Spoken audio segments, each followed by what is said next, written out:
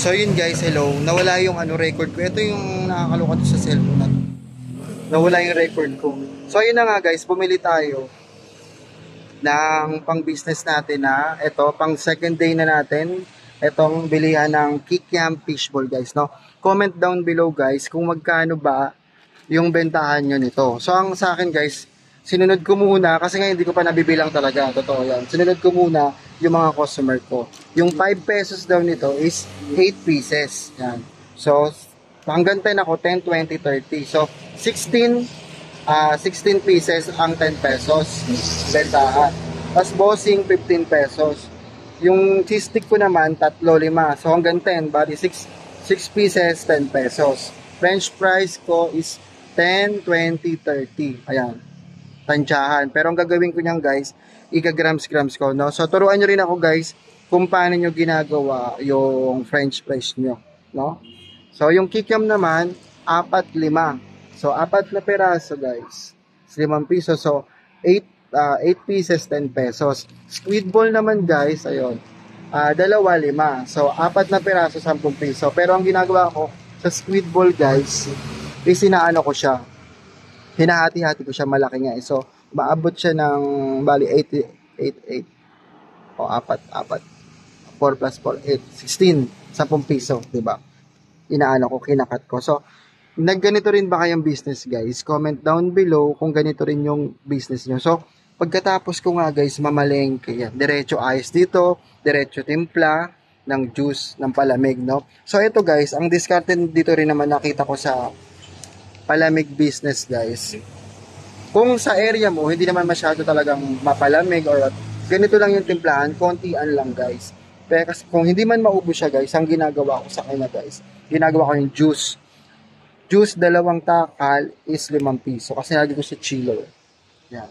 So, nabibenta pa rin siya guys. Diba kahapon, hindi ako nakapagpalamig, pero may tira akong juice. Ayun pa rin yung hinahanap nila, yung juice na ganito. Ang gamit kong juice guys. So, comment down below kung ganito rin ba yung ginagamit. Nasaan na ba yung juice ko? Juice ko po, nasa na? Wait lang guys. So ayan, ganda talaga sa negosyong sari-sari store. Kahit ano, pwede mong ibenta. Basta alam mo, kikita ka. Pero nakaseparate pa rin naman yung benta niyan para malaman ko yung sale araw-araw. Kasi nga, di ba, ang pinuhunan ko nga dyan, nasa 2,900 guys. Ang pinuhunan ko dito kasi pambili pa lang nito, ng lagayan nito, di ba? Ayun ang pinampunan ko. Siyempre naman, mabenta naman yan talaga guys. Kasi sa negosyo naman talagang susubok ay magpupuhunan ka talaga bago ka kumita, ganun. Basta ituloy-tuloy mo lang. Kasi yung iba, kapag wala nang benta, pag wala nang bumibili, ayaw na nila ituloy. Sa negosyo guys, ganun talaga. May tumal ako nga, diba? Sabi ko nga sa inyo guys, pabagsak na ako. O diba? Pabagsak na ako ng mga ilang araw na to, Diyos ko. Naging okay na naman guys, no? Kasi ganun talaga sa sari-sari store, ups and down talaga. Walang perfect na business guys. Nagkakaroon talaga ng nagkakaroon talaga ng problema talaga, 'di ba? So nakakaloka guys. So malulobat na ako kasi nakapag-record na talaga ako. Hindi pala siya na record. Nakakaloka. So ang hinahanap natin, papakita ko sa inyo yung palamig. Napakadaldal ko guys. Nasaan may palamig ko dito? Nawala. Papakita ko sa inyo yung packaging. So, comment down below din kayo guys kung ano yung ginagamit yung palamig. Guys, kanya-kanya naman kasi tayo ng diskarte. Ito yung palamig na ko. Masarap kasi siya. Black Pearl, yan. 110 lang ang bili ko dito. Pati tong palamig yan. 110 lang to. Ayan yung mga ko.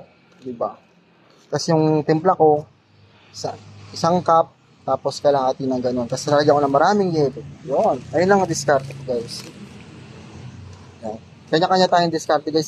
Pero kung meron kayong isasuggest sa akin na mga palamig pa na mas masarap, mas mura, i-comment nyo lang sa video ko guys para matulungan nyo rin ako sa business ko na ganito guys, no? Tulungan lang din tayo. Kung may idea ako, i-share ko sa inyo. Kung may idea kayo, share nyo rin sa akin, no? Kahit naman nanonood kayo, alam ko merong kanya-kanya tayong strategy sa buhay natin. So please like, share, and subscribe my YouTube channel guys para updated ka sa mga bagong business ni Madam. So, tinigil ko na rin naman, nag-business na rin ako ng ng tusok-tusok guys ng barbecue. Eh ang ano nga, ang hassle naman talaga guys nun. Malaki nga yung tubuan doon guys. Malaki yung tubuan. Pero ang hassle guys, kasi sabi ko nga sa inyo, wala akong kasama, ako lang nagtitinda-tinda din dito, no? So mas pinili ko yung business na ganito kasi kahit papaano madali lang siyang prituhin, 'di ba? Napaka-easy, pangpulutan, no, 'di ba? Yan, pang barkada, pang tapos minsan ang ginagawa nila, bumibili sila ng 10 pesos na rice, kakain sila ng fishball kasi matamis yung sauce ko. Ayan. Puro matamis lang muna ang ginawa ko guys na mga sauce. At ano pa ba? So ayan. Eto. Ang bili ko dito guys is 115. Yan. 115 kasi 230 nakalagay. Dalawa na. Kasi nung isa lang, kulang sa kanila. Kasi may mga bata is paluto ng paluto. Pero depende pa rin sa araw yan ha.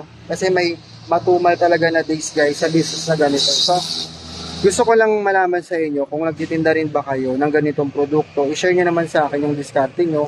Kung ilang piraso ba yung fishball nyo, yung kikiam nyo, ilang piraso nyo ba binibenta. Kasi sa akin guys, bakit namang sinabi ko na 10 up?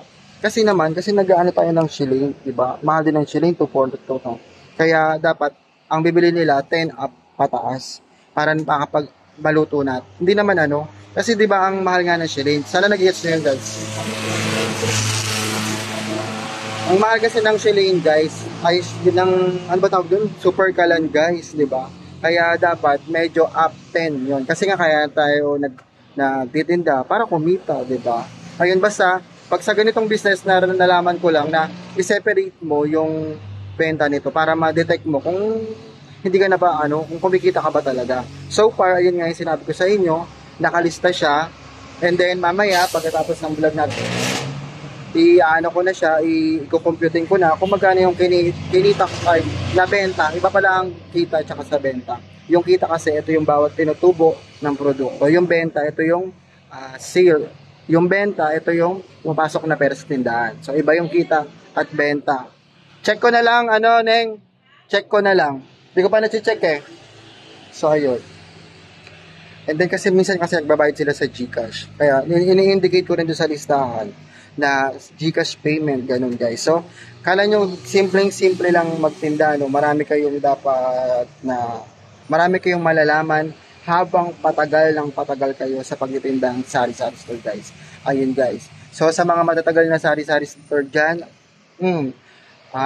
napakagaling mo kasi tumagal ka sa sari-sari store noon, diba? I like it, diba? So please like, share, and subscribe guys sa my YouTube channel para updated ka sa mga tips and idea lang dito sa sari-sari store business na mga ganito.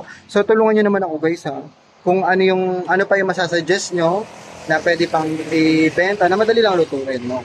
So, ayun lang guys, 8 minutes na. Papakita ko rin sa inyo yung harapan na ginawa ko. Ayan yung mga paninda natin.